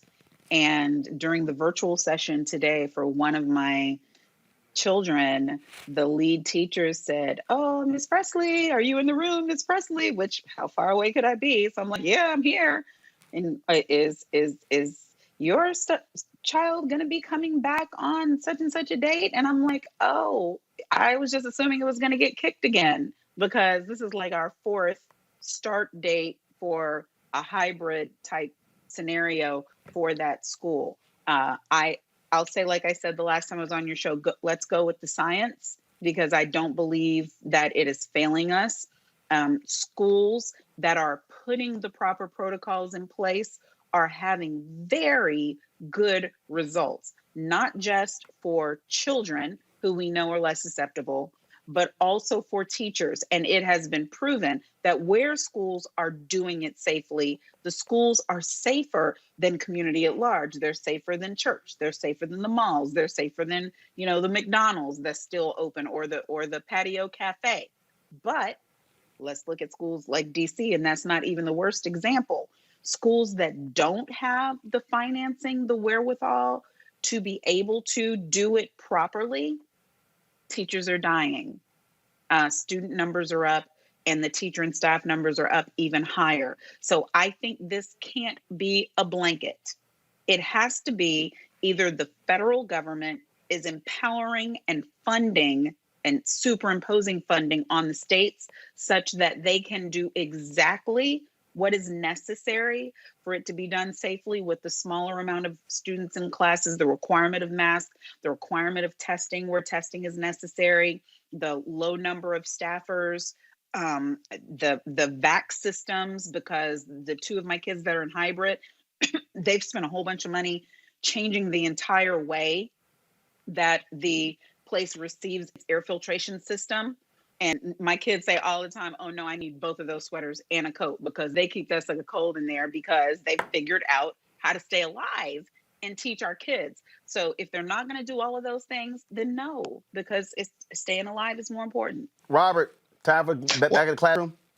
Yeah, I'm uncertain on this because we just had I think 2 teachers and teachers in Cobb County who died recently here in the Atlanta area. And I understand parents' concerns. I understand the need to get students back in the classroom. I understand the dangers involved with having them outside of it. But I'm thinking of it from the perspective of a school employee. And do you really trust the same school district will not supply you with markers and magic markers and pens and paper, where you have to reach into your own pocket to provide supplies for students? I know teachers who bring children's laundry home to wash their clothes for them, bring food for children. All the things that teachers are doing already. So to trust school districts to put in the type of health and safety measures that the NFL has not been able to do, that Major League Baseball has not been able to do, that the NBA has not been able to do, that Congress has not been able to do, that the White House has not been able to do, I would have serious concerns and trepidation if I was a teacher going back into that environment. Because again, you're not getting the same kind of health care that these multimillionaires who still haven't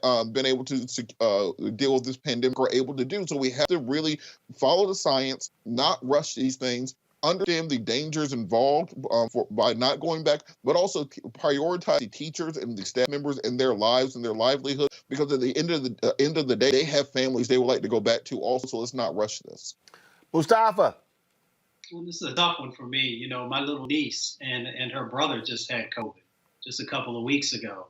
So, to have them be in a situation like that, or others should say, to be in a situation where they might be infected, is really tough. I'm just like everybody else. Everything I do is grounded in science and policy and the law. And, until we make sure that we have the infrastructure in place to make sure that folks are protected. And that infrastructure is beyond what's going on in those 4 walls of that school. You're also talking about bus drivers. You're talking about a number of other folks who are part of the educational system who could possibly be exposed and infected. They have to make sure that they have the protection in place as well. So, no 2 schools are the same. So if we can make sure that the resources, infrastructure, and science says that it's safe, I think we're moving in the right direction. And also, I would be remiss if I didn't say, we also got to address the broadband issues if students are staying home, because we got far too many kids of color who can't even learn because we don't have the infrastructure in place. Absolutely. Folks, Wells Fargo is sponsored the pledge in May last year to up to $50 million in black-owned banks. The banks include Broadway Federal Bank, Carver Federal Citizen Saving Bank and Trust, Commonwealth National, M&F Bank, and his bank as part of the investment. They also have access to Wells Fargo's financial and technological development to help each bank grow and benefit. Bailey, Vice Chairman of Players of Wells Fargo, stated these investments are designed to help the bank become stronger and more impactful to the minority communities they serve, which leads to economic violence and job opportunities. Now, here's what I would like to see Wells Fargo is. I would like Wells Fargo to have an intensive assessment of their advertising agencies, the money they're spending on black agencies, black ad agencies, so black media. See, let me explain, folks, why I'm saying this, see? So think about that there. Wells Fargo announces they're going to put $50 million in blanks. But the question is, how are you also helping grow black businesses? To what I'm saying, y'all. Listen to what I'm saying. So what happens is, I'm talking about if you're Wells Fargo and you're buying tables at black events. I'm saying, how are you also investing in what is your supplier development? What is your black supplier development? What black companies are you using? Are there PR agencies, black advertising agencies, black accounting firms, black law firms, black bonding firms? You see what I'm talking about right here? See, this to me, how granular we have to get, Robert. We start holding people accountable with these announcements. And so, okay, sure, Wells Fargo sent it out. We got the press release. And let me be real clear, same thing. Netflix, they sent me a bunch of press releases touting different shows they have. I'm like, okay, that's great. But Netflix, when are y'all going to start spending money? When are y'all going to start actually advertising? Stars. Oh, y'all got P-Valley. So y'all had some Hours Remorse. Y'all got Power. Now you got Power 2, all the spinoffs. How much money y'all spending on black advertising? See, we have to be making a level of demands of companies that go far deeper. And again, I'm not just saying, ooh, black media you're supporting because of a black media company. I want to know, are you supporting the whole black ecosystem? And I want to see, and I don't want to see the minority number. I want to see the black owned number, not the black targeted number. Because see, BT, that's black targeted. Complex, that's black targeted. I can go down the line, all the folks, the Root, that's black targeted. They ain't black owned. I'm talking about what's black owned. You're completely correct. We have to rethink how we look at these things, because representation as an idea is a great thing. We need representation matters, but representation is passé at point. Now it's spending. So beyond not just what you were saying, how many black law firms are on retainer when you do major litigation? How many not black people who work for another law firm, how many black-owned law firms are doing major litigation for your company? How many black caterers do you have on site? How many black drivers and limo companies are you using? There are places across the board where those markets which have been historically closed to us. This is the idea of systemic racism, that because your father's grandfather started this catering company in 1932, and someone has been using the same catering company since 1932 or wherever it may be, that because we did not have access to enter that market, we're still being systematically deprived of the right to that market and the ability to compete in a meritocracy on that level. So we have to start making demands up and down the boards to create equity, not simply equality. I love seeing all the faces and the representation, those shoehorn, a neighbor in here and there just to make sure to have those diversity up. But in reality, we need to find out not just who's in front of the camera, but who's behind them, who is behind the pen and paper at the agency. Where exactly are all the funds going, and what is your commitment to diversity? Do you have a chief diversity officer? Are you recruiting on HBCU campuses? So while we have the ear of power, we have to make sure that we're making demands and make demands strongly. Look, that's why we have the segment called "Where's Our Money?" Black economic justice. That's what this is about. And again, this is, to me, this is one piece. I appreciate the Wells Fargo putting $50 million to black banks, but also I remember a whole bunch of black people who lost their homes in the home foreclosure crisis as a result of Wells Fargo as well, as a result of Countrywide, as a result of other banks. And so I look over that, because if you actually add up, remember, we lost 53% of all black wealth due to the home foreclosure crisis. That's more than $50 million. Monique. My turn. Yes, it is. Yes. I agree with all of that, and I bank at Wells Fargo, just full disclosure, one of my accounts. But I'm still going to say this: I know personally of two vice presidents, prior vice presidents of Wells Fargo, who have left for other operations within the past 70 to 90 days.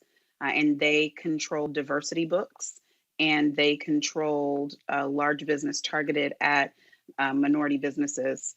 And I mean, you know, 250,000 and above initial investment type books for one of them, and one diversity interest lending. And they both left to be places where they had more autonomy in being able to do business with businesses and individuals that could most benefit. So I just don't think it's a coincidence. So when I looked at what Wells had decided to do, I'm like, is that a part of litigation or what? Maybe I'm jaded, but those are my 2 cents. Mustafa, I'm laying this out because what I'm trying to get African Americans to do is to think vertical and horizontal. See, So again, perfect example. Netflix, they announced that they were invested, they were going to put $100 million into black banks. Cool. What else? See, that scene from Malcolm X, I'm not satisfied. That's one thing. Okay, but see, I want to know your commitment vertical and horizontal. I'm perfectly cool. Netflix, y'all hired Bazoma as chief marketing officer. Yay. Y'all give a content deal to the Obamas. Yay. Y'all gave the richest content deal to Shonda Rhimes. Yay. There's some other black people who have gotten content deals. Yay. But I'm going deeper. To Robert's point, I want to know, are you saying on all of the productions who got the limo contract? Who got the catering contract? Who got all? See, this is how, when you start talking about driving diversity, that's when you get real deep. That's when you start saying, hey, Netflix, Wells Fargo, Bank of America, any other company, when y'all buy your t-shirts and your hats and your jackets, who you buying it from? When y'all buy the pop-up tents that you use, who you buying it from? See, that I'm talking about across the board. And what I'm not talking about is a few black folks who you promoted. I'm talking about how deep are you drilling down when we talk about diversity and spending with black companies? Yeah, the thing that I share with everybody who I work with is be very careful of window dressing, because window dressing looks good until you pull the curtain back. And then you find out if there's really investments in the infrastructure, in the priority setting, and the policies that you're developing inside of your institution to make sure that every element has justice built into it or has equity built into it. So when Robert was talking, I'm nodding yes, because you have to look at every one of these elements and ask, are you making a commitment in space? Because it all comes back to actually being able to build wealth and build power based upon those sets of investments. So window dressing doesn't build power. It allows, a handful of people maybe to be in a better position. And we're not going to stop anybody from that. What we're looking for is that real systemic change. We talk about systemic racism, and we understand how that has dismantled and deconstructed our communities. Now we're talking about systemic investments, about how we rebuild black wealth and black power, so that we then can make sure that our narrative, our stories are moving forward, and then we can help a whole bunch of other folks. So that's where my mindset is, and I'm sure it's where a lot of other people are now focusing. And we got to get even more people to understand that you actually can have power if you can work and hold these folks accountable and say, just this one-time investment is not what we're talking about. We're talking about long-term investments that actually can be quantified and that we can actually see real change happening. Absolutely. And I just get a kick out of the people who love to whine and complain. But the question is, what are you doing? Are you doing the work? If you aren't, shut the hell up. Going to a quick break. I'm back. I'm going to talk with a sister who owns a defense company. She's really focused and invested on STEM and technology. We'll talk about that in our Tech Talk segment. Back in a moment. I'm Roland Martin. I grew up wanting a lot of activities in my neighborhood that was in close proximity. My mom wasn't always there, so I didn't always have a ride to places. And, you want to be able to walk down the street and get to something that's some food for your soul in your community. I relish, the days of being in Clarksdale, Mississippi, and when I had to go out there and live with my people, they had actually black-owned corner stores. My uncle owned one. My Uncle Donald owned a cleaners and a corner store. And he a city councilman down there now. And it's like, that was big for him. He was like, yo, man, you got to own something. Got to own something. His wife was named Louise. It always killed me. I used to call him George Jefferson. His name was Donald. Because his wife was named Louise. And that was big to see my family own and stuff. And it just cultivated what my dad told me. My dad, it's not a lot. He didn't say a lot of good stuff, but the three things that he did give me: play chess, so you'll be a thinker. You don't have to work for nobody. He told me that. He said, you don't have to work for nobody. The same energy that you put into for somebody else, you can put that same energy into for yourself. And then he'll go into his spiel. See, they talking about black people don't want to work. Black people just don't want no job. You know what I'm saying? We don't work for nobody else. We want our own stuff. Give me my own stuff. I come to work every day. You know what I'm saying? he going to his own spiel. And, like, I don't work for anybody. Hi, I'm Gavin Houston. Hey, what's up, y'all? It's your boy, Jacob Lattimore, and you're now watching Roland Martin right now.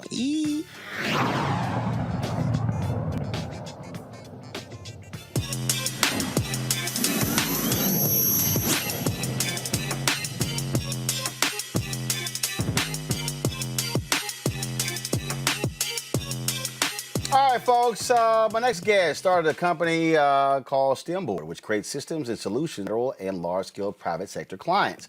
Aisha Bowe, a former NASA aerospace engineer, founded the company in 2013 in order to make a difference and create opportunities to get young people engaged in science, technology, engineering, and mathematics, also known as STEM. Now, according to Inc. 5000, STEMboard is one of the fastest growing companies in America. She joins us now. Aisha, how you doing? I'm well. How are you, Roland? It's great to see you.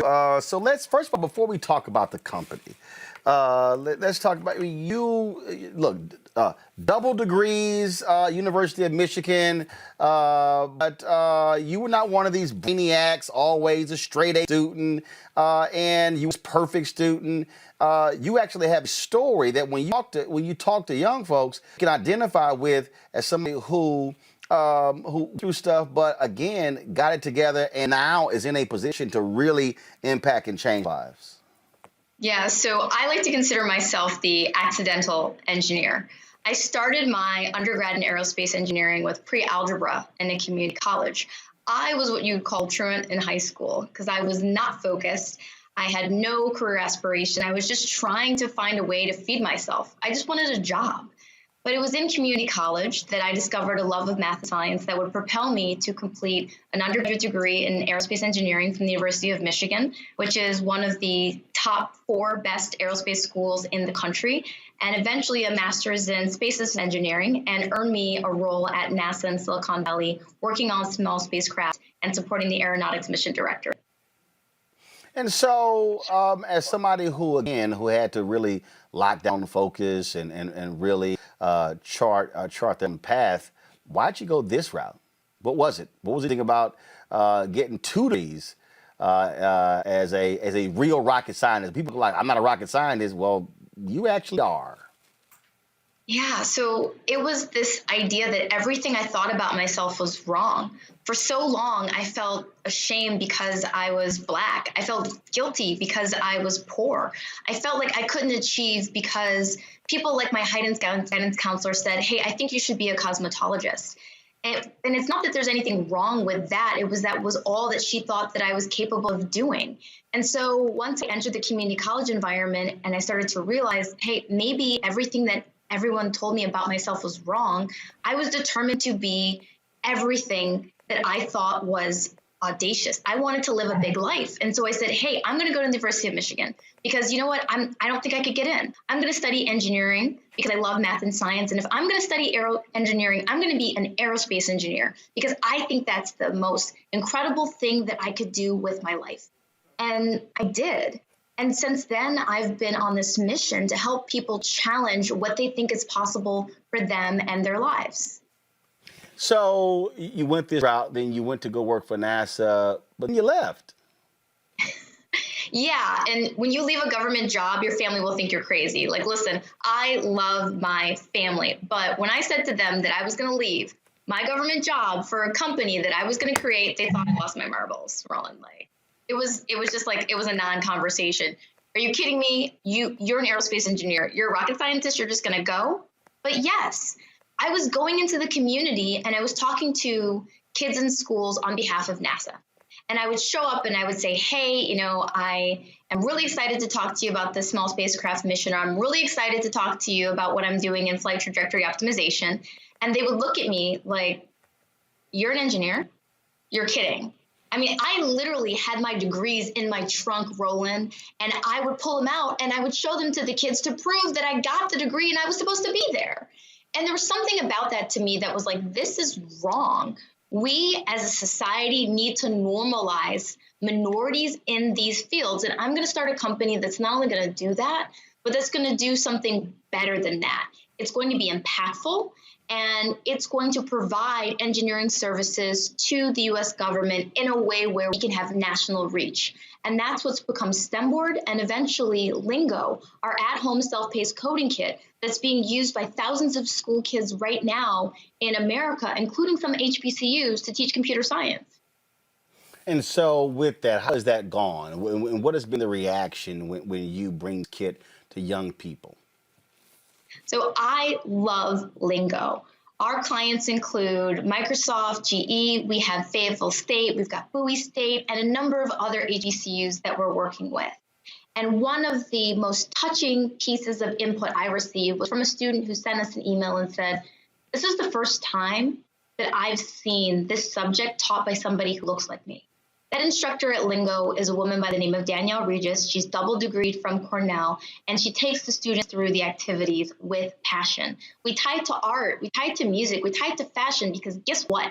I never thought I was going to be an engineer, and I don't assume that you want to be one.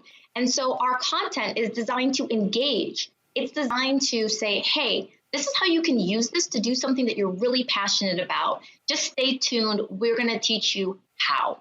And we also provide all of the material within our kits to make sure that students can not only build our lesson, but they can continue to tinker at home. And so we're getting input from 13-year-olds that say, hey, I just did this, I didn't need parental support, and I've built self-confidence. I'm seeing students say, guess what? I thought engineering was really boring, but watching you guys makes me think differently about it. And I'm also hearing from parents and teachers that they're enjoying our content because we align to national learning standards. We created a curriculum framework, and we made it easy for organizations to build capacity while leveraging our content. Before I go to my panel with questions, one of the things that I always say is that you have to make something accessible and easily digestible for somebody to say, man, this is not bad. And so is that the approach you take as opposed to people who sit here? Because I take it if you walk into the room, they go, hold up, you ain't an engineer. But you walk them through that so they understand that, no, this thing is not as hard as you think it is. But let me just sort of explain to you and put it in a different way that might get you excited about the field. That's exactly right. I mean, our example is not, hey, let's show you how to do some calculus. It's let's teach you how to build a backup sensor for a driverless car, right? You've seen a Tesla. You've heard the noise that cars make when they back up. You've probably ridden with your mom or a guardian. So you get that basic concept. So we're going to show you how to build that. And what you're going to see from us at Lingo is our follow-on lessons are around music and sports. We're getting ready to release a kit that shows you how to make your favorite beats with a microcontroller, which I call internally Trap Lingo. Like, I want you to pull your favorite music from Megan Thee Stallion or whatever it is, just a few bars, not enough for us to worry about any type of copyright issues, but just a little bit of a melody so that you can play it on your board and you can see how, wow, all of a sudden this thing that seemed foreign is actually something that is applicable to a career field that I want to go into. And oh, by the way, it's not as hard as I thought it was. I got a feeling Mustafa is geeking out right now. So Mustafa, I will go to you with the first question. First of all, thank you for everything you're doing. I'm actually the son of an engineer, so numbers used to scare me when I would see what he was doing. But I know that you have had some incredible experiences with young people. Is there one that just kind of stands out that made you say, I'm moving in the right direction? Yeah, I never thought that I was a role model. And I can remember meeting a girl named Claire when she was 13 and she walked up to me. I had a aviation museum in Northern California, just kind of fulfilling a spirit request. And she said, hey, I want to be an engineer when I grow up. I want to be an aerospace engineer. And so I gave her my card and listen, I've given out so many of these NASA cards. If you call me, great. If not, great, right? And she sent me an email and she was so enthusiastic that I invited her in. And that one day turned into her coming back for a shadow day. It turned into her becoming a NASA intern. And now she's graduating from Cal Poly San Luis Obispo with an aerospace degree, and she's going to work for Blue Origin. And she said to me, Aisha, I never doubted that I could do it because I saw that you did it. And from that experience, I was like, you know what?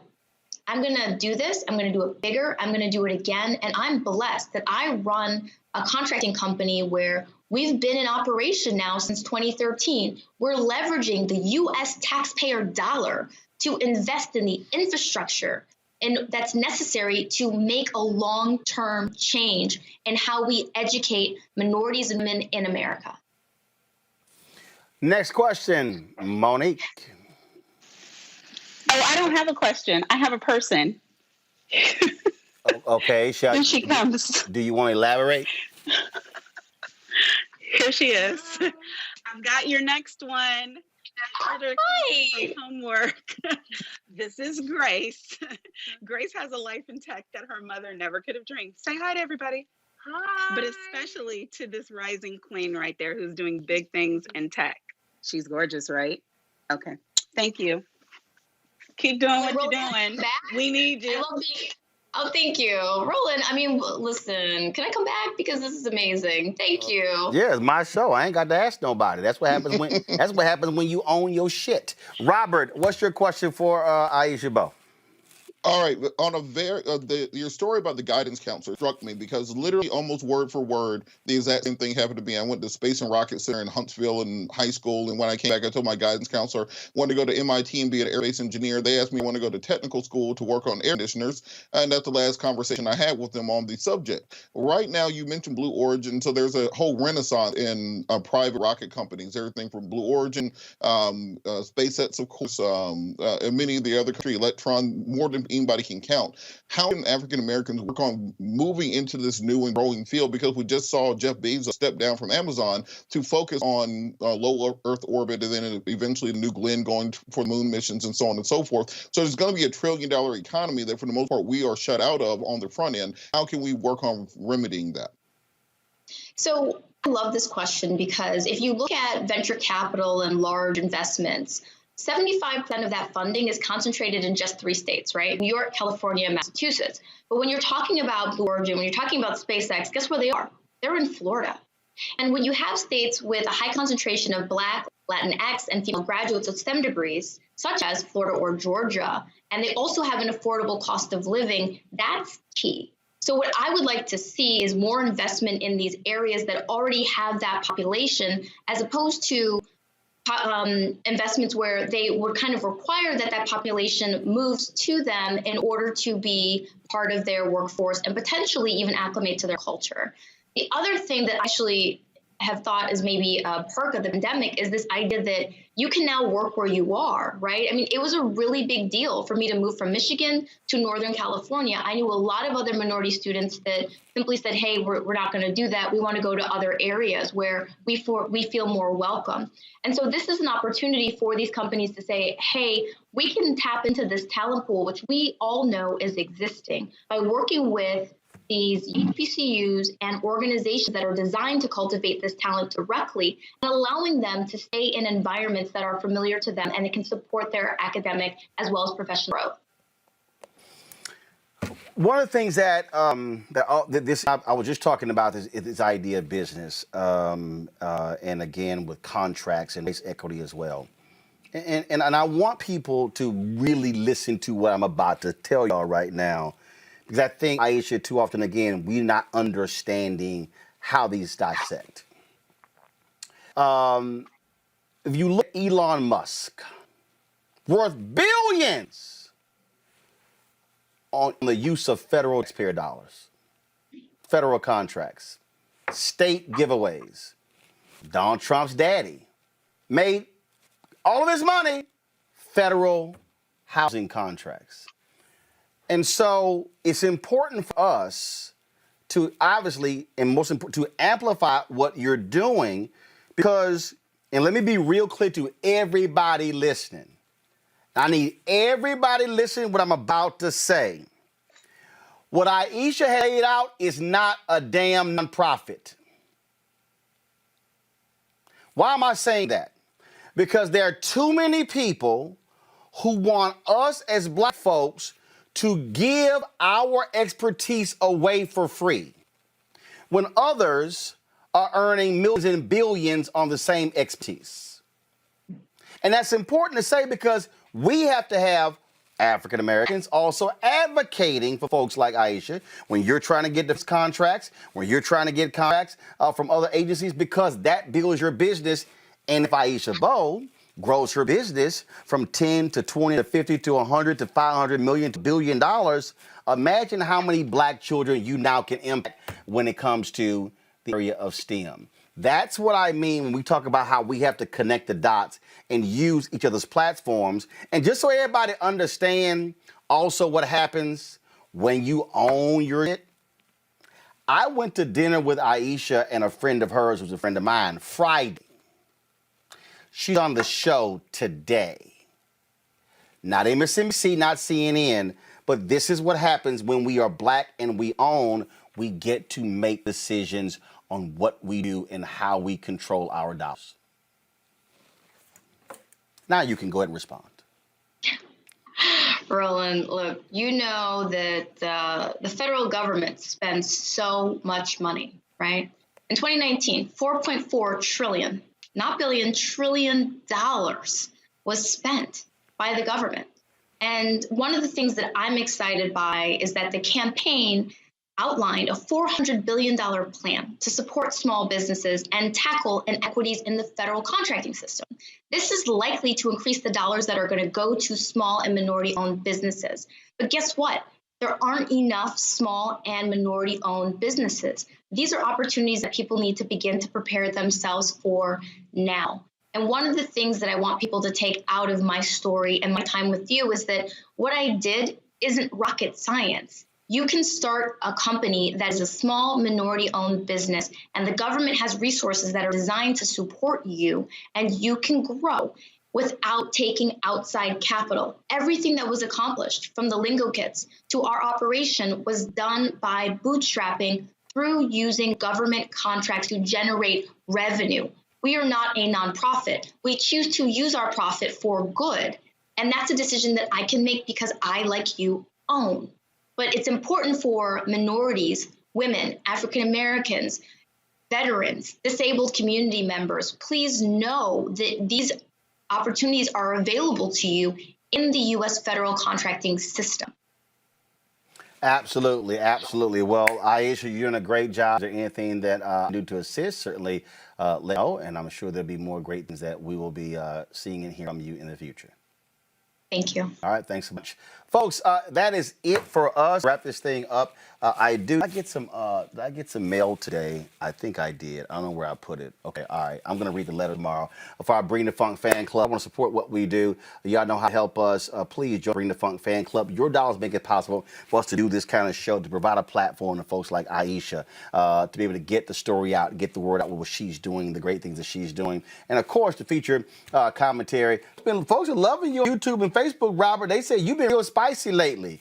Somebody said, are you eating spicier food or something? They said that you had oxtails before the show. I'm saying what the folks are just saying there. So, again, the opportunity to have Robert and Monique and Mustafa on the show to be able to offer commentary is critically important, folks, as we able to have our expert voices out here. Because if you watch cable network right now, you swear black lawyers don't exist.